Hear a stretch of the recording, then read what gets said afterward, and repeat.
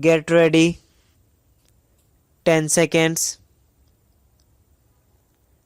5 seconds. Start. Sir, the Essential Commodities Act was passed 5 years ago, and when the minister yesterday came with an amending bill, we expected that he would give us a brief report on the working of this measure for the last few years. But unfortunately, we are kept in the dark in regard to the exact working of the Act and the nature of the difficulties the minister is facing. Sir, as far as I know, many of the provisions of this enactment have been observed more in violation by his agents at the state level. The food minister may be very earnest, may be very able, and may be very anxious to see that the various provisions of the Act are implemented in the most effective manner at the state level, but unfortunately his agents at the state level are not equally enthusiastic or equally anxious to observe the provisions of this enactment.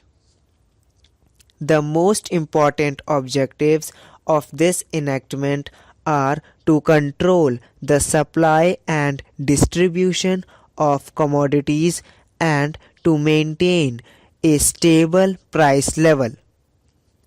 In regard to both these aspects, I am afraid that the government has failed to realize the objectives in view.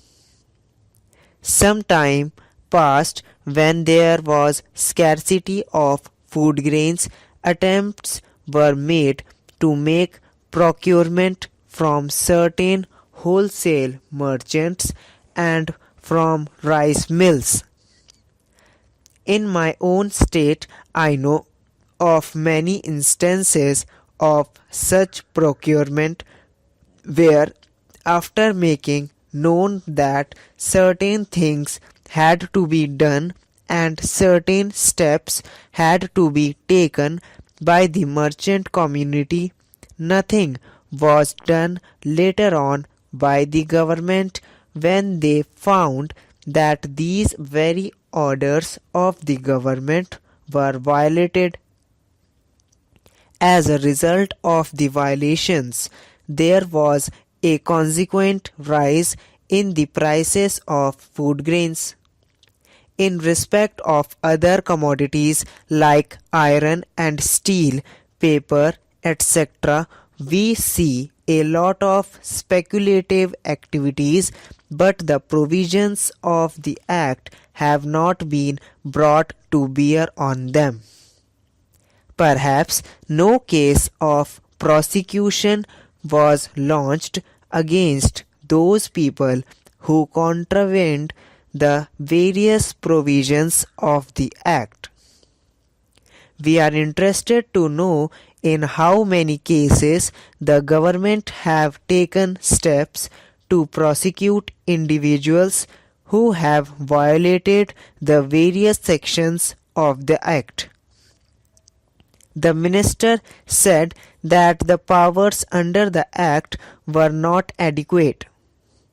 We sympathize with the food minister, but I want to know what action has been taken in this regard by the various state governments.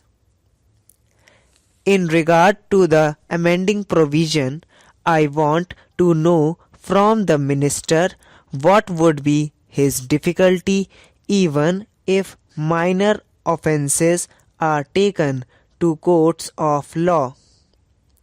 For instance, the Motor Vehicles Act deals with various offences, both major and minor, and various minor offences under the Act are taken to courts and people are prosecuted. What is the difficulty in taking these cases of a minor nature to courts of law? There the people will have some safety that they will get a hearing, and if the offences are really offences, then they would be prosecuted. Otherwise, they will be acquitted.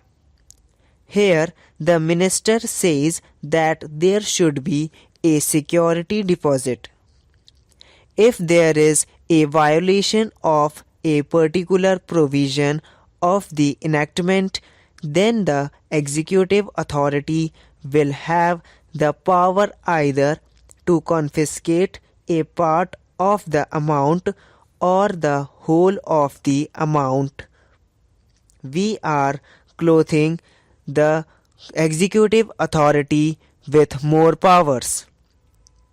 I do not grudge giving powers to the executive authority, provided they are used properly and effectively in the most fair manner. But unfortunately, there have been discriminations apart from the ineffectiveness of the various provisions. Wherever these provisions were used, there had been discriminatory use of these provisions against a few or in favor of a few. Normally, when officers are clothed with more powers, there is large scope for corruption.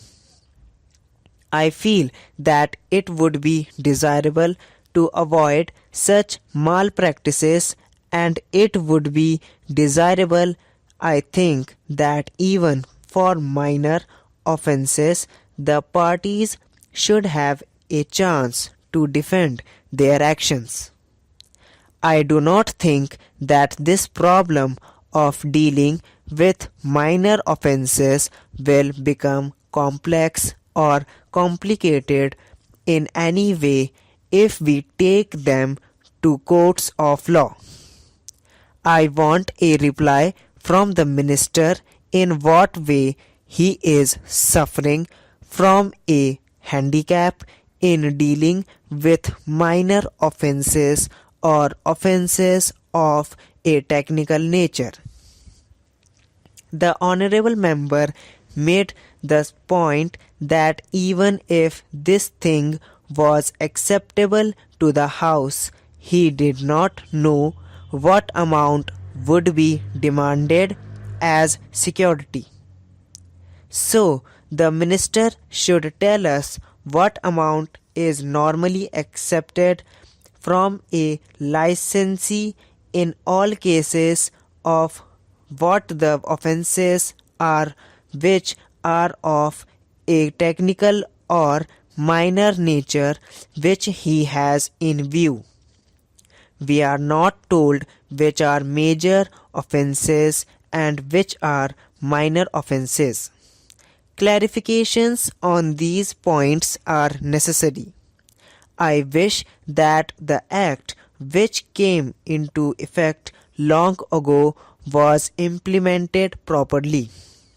I know that the minister here is very earnest in implementing it, but its colleagues at the state level and at the central level are disappointing him.